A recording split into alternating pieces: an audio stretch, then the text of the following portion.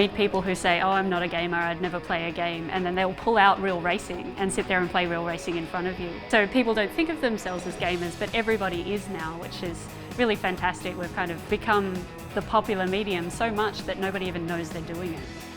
Firemonkeys is a Melbourne-based studio. It's the combination of two indie studios that grew up here. Firemint and Iron Monkey came together to become Firemonkeys. Firemint and Iron Monkey are known for making quality mobile products. They're at the forefront of mobile development.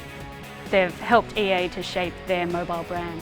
There's just a constant conversation about games in Melbourne, and that really helps to bring together the right people to be making games and to feel like you're really supported by the city. Melbourne has an ingrained DNA that really talks to making quality projects, and I think that that's kind of seeped into the bones of what makes Firemonkeys who they are. We're always looking for new angles and new ideas that can just feed the process, and having all of this game culture around us and constantly talking about it just helps to feed that creative furnace and allow us to build new and better things. I can remember a time as part of Iron Monkeys where Tony Lay, one of the founders of the studio, turned to me and said, I can't imagine the studio ever growing any bigger than this.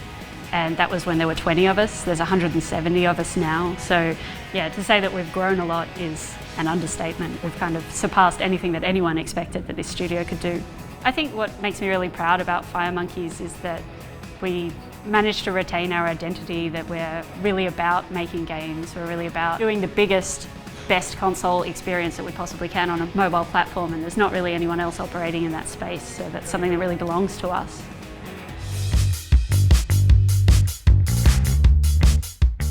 Loveshack's an indie developer based here in Melbourne, and we've just released our first game, Framed. We basically strive to make games that people haven't really seen before. So Framed is a noir puzzle game. We rearrange panels of a comic book to change the outcome of the story. I was the creative director on the team, I would say. We all shared the design generally throughout production. I was mainly programming the game. Adrian was composing the score. Ollie was doing all the art. Stuart Lloyd, who was our animator, did virtually every animation in the game. I've been in the industry for years. I started in 1989. All that time in a whole bunch of different studios, mostly in England. And then when I came to Australia, I worked at Pandemic and Firemint. I was working at EA for maybe a year. Then I quit to go freelance, which was a dream come true for me, something I'd been wanting to do for a long time actually. I wanted to do more of my own hours and have more ownership over the actual work. Well, we all worked together at EA years before. We had a good time working together. We all kind of had a bit of a creative itch to work on things that I guess bigger publishers wouldn't want to work on. After we had all kind of gone our separate ways, I approached Ollie and Adrian, sort of got the band back together, I guess. The reason I came from England to Australia was to escape the climate in England. I'd been to Australia on holiday, kind of fell in love with it. So that was actually my primary motive. Melbourne is a great place to set up a studio. There's a bunch of amazing talent here. It's a great place to hang out. It's a great social scene, and there's also a great support on the funding side. Teams that could never have maybe got off the ground at all can get off the ground because of that. Framed has been received very well. We already had quite a lot of critical success before release, which just continued, and financially it's been successful as well. Having the financial independence now to work on our new projects and continuing to grow is also really great too. It has been a crazy journey. It is pretty amazing to be in control of your own destiny, because every single last decision, not only about the game but also the marketing and the business, who you're working with, how you engage with people, everything is your own decision, which is kind of empowering and scary at the same time.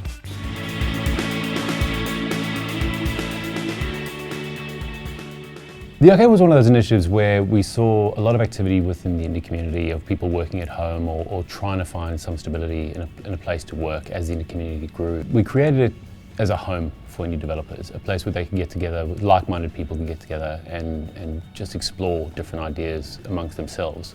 We approached it with the indie community and everybody got on board with it. An industry doesn't survive unless it has a really strong community, and that's been Melbourne's benefit. People get together, they talk, there are no secrets here, and they're more than happy to get involved in each other's projects and work together. The arcade has been awesome. It's definitely by far the best office space we've ever worked in. So the Voxel Agents started back in 2009. Matt, Tom and myself all moved down from Brisbane. We basically had fallen in love with the city many years prior when we were in uni and visited for events and conferences and stuff, and we just knew that once we started a studio we were going to start it here. We made Train Conductor in the first year and that did quite well, and that's pretty much established the studio from then forward. And we've been working on mobile games, simple, kind of casual, easy to pick up kind of games ever since. Having the other developers in the next room and every other room in the building means that there's always someone to take the game to, get feedback. And then all the social events that sort of leap out of this building, like we all go and have drinks on Friday, or go to IGDA together and share a lot of that social aspect as well. Like, it's really a friendly environment, like having lunch together and just being able to talk shop with other developers.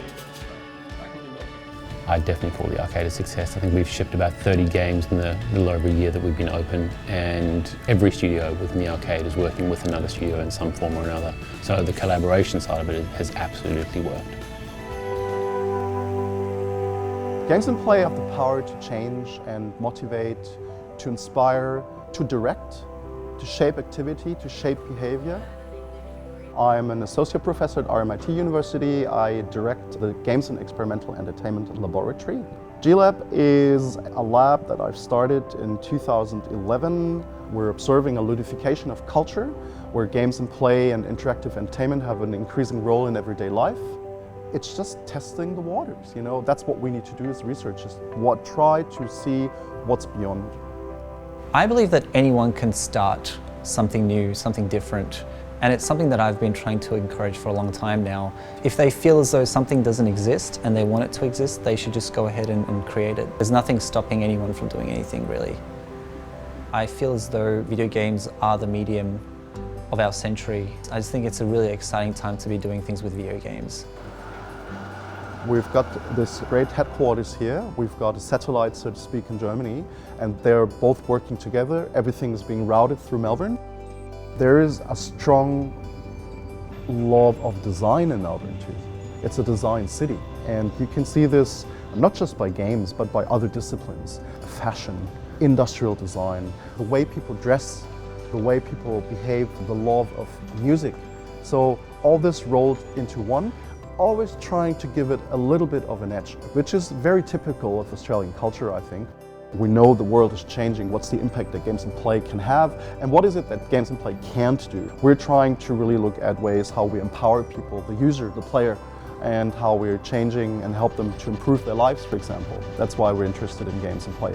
That's fun for the player, it's fun for the maker, and it creates something that hopefully is meaningful also and has a value to it.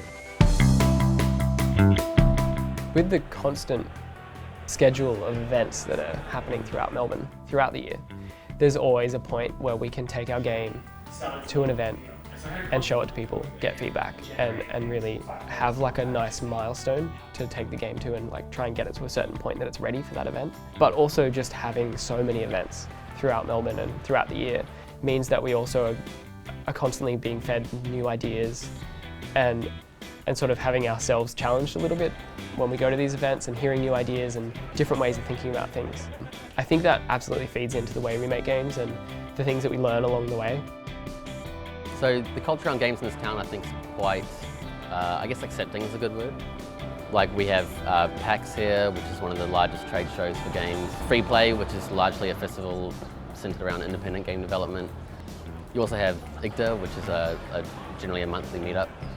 And that's really, really good to, I guess, either meet other people that you wouldn't normally see, form teams.